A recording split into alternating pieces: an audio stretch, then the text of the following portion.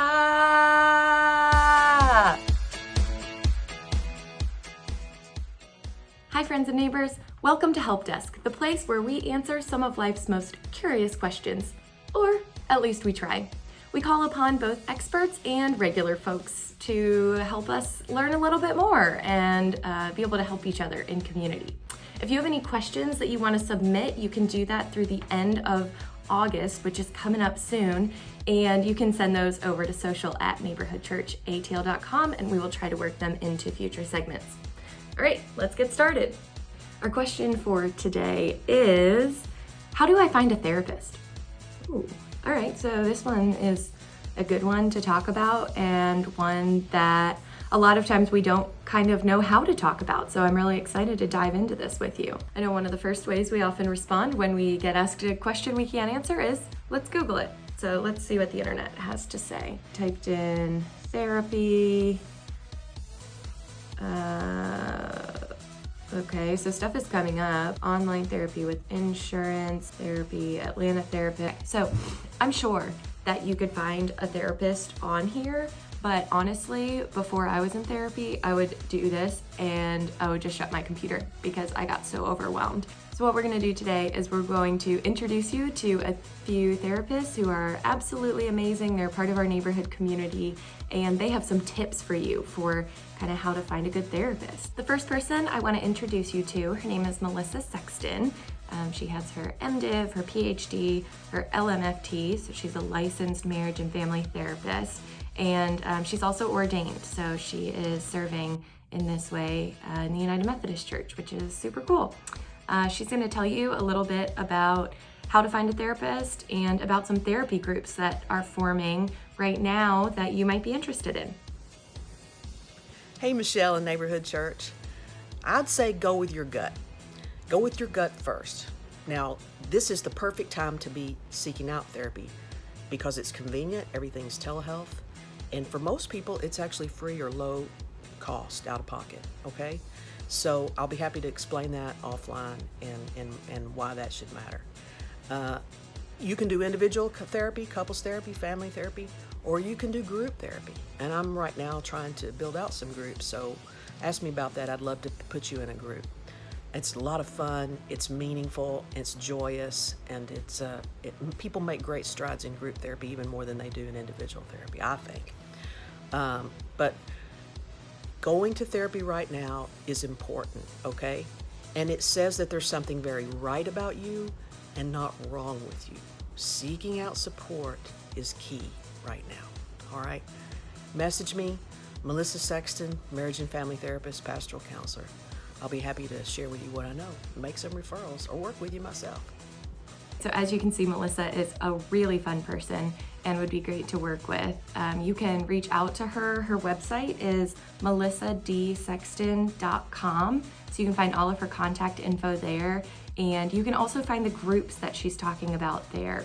Group therapy is a really wonderful way to connect with people and to get therapy at an affordable rate. So definitely check that out. Those groups are forming right now. The next person I want to introduce you to, her name is Kristen Vincent. She is a spiritual director. She has her Master's of Theological Studies from Duke Divinity, and she is one of our community partners who shares space with us here in the building at Neighborhood Church. She also runs the Be Cool Yoga Studio, which is a great thing you can plug into if you're looking for yoga. They're doing online classes right now, and all of their teachers are so amazing. So definitely check them out. Kristen also does beautiful work with prayer beads and is a writer. She leads retreats. She's really amazing.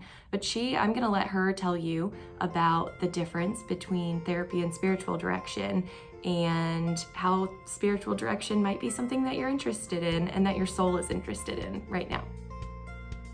Hey, I'm Kristen Vincent, and I'm actually not a therapist. I'm a spiritual director.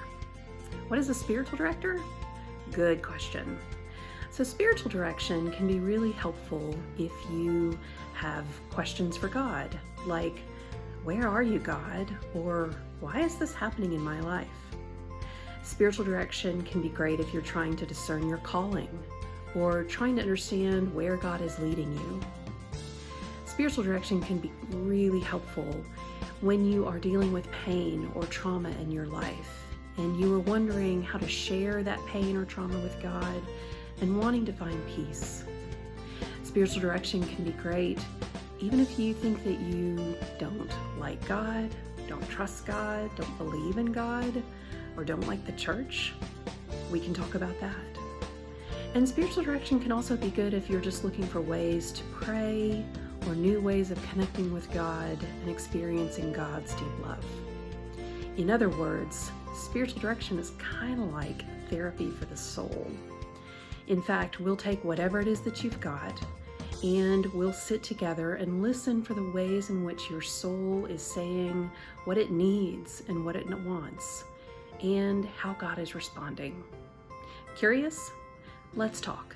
Text me, email me, and we'll see what we can do. I look forward to hearing from you. Peace.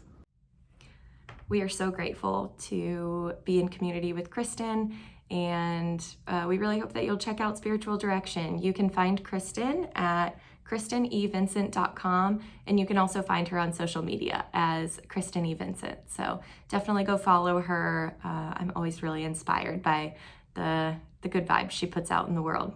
So thanks so much, Melissa and Kristen. We actually have another therapist who works here in the building and shares space with us. Her name is LeNaya Smith Crawford, and she is also a licensed marriage and family therapist, as well as a registered play therapist. So she works with families and children and couples. She does all kinds of things.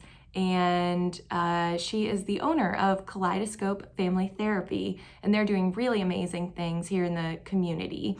They have a Black Therapy Fund to provide free therapy for Black families in the Atlanta community. So if you'd like to donate, you can check out the link here and donate to that amazing fund. LeNaya is going to show us a few breathing techniques that children can use to reduce their stress and anxiety. And these are really great to incorporate into a routine, especially as school is back in session and looks a little bit different than it used to. So I'm gonna kick it over to LeNaya. Hey friends, it's LeNaya, here to give you 3 breathing techniques to teach your children. So for this, all you'll need is your imagination and your hands. Have your child think about their favorite baked good. So whether that's a cookie, cake, even pizza could be a baked good, right? So have them imagine that thing in their head and put on some oven mitts. They're going to grab their item out of the oven and inhale, smell it because it smells so good. But wait, it's too hot, you have to blow it out. But it smells so good. But it's too hot to eat, you have to blow on it. But it smells so good. But it's too hot, blow on it. And then you can take a bite of that special treat.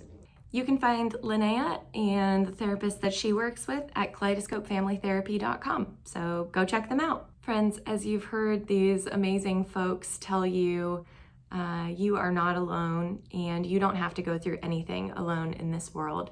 There are folks that are trained and ready to help you, and there are affordable options if that is something that is a barrier.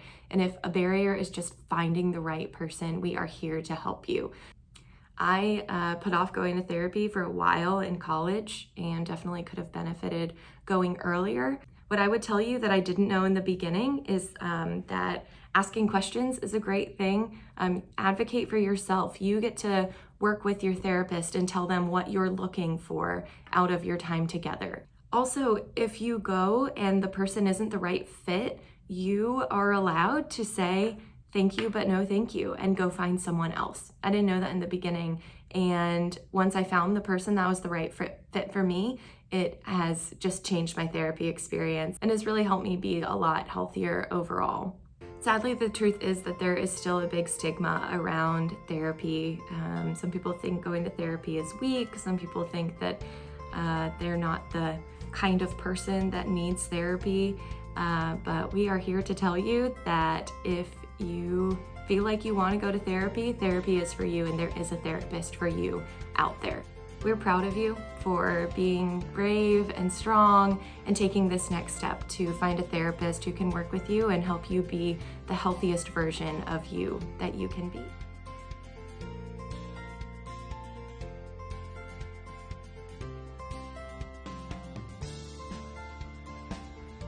Okay, now it's time for our things you never thought you needed to know, but now we're glad you know. And today, we're going on a little field trip. Let's go. Welcome to my kitchen. Today's discovery is, what is the hole in the middle of a spaghetti spoon for? So if you're like me and never really know how much spaghetti to make, that is 55 grams, that's a serving. You just kind of toss it in and hope for the best. Well, now you have your solution. So the middle of the spaghetti spoon is supposedly 1 serving of spaghetti. So you can just duplicate that for each guest you're having. So we're gonna try it out today.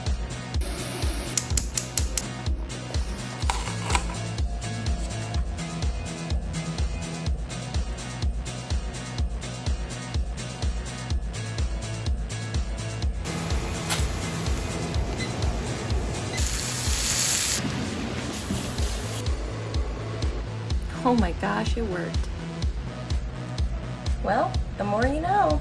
That's all we have for today. We'll see you next Wednesday for more questions, answers, and conversations. Hang in there and keep being brave enough to ask for help in this world that feels uncertain and overwhelming. You're awesome. Have a great week, friends and neighbors.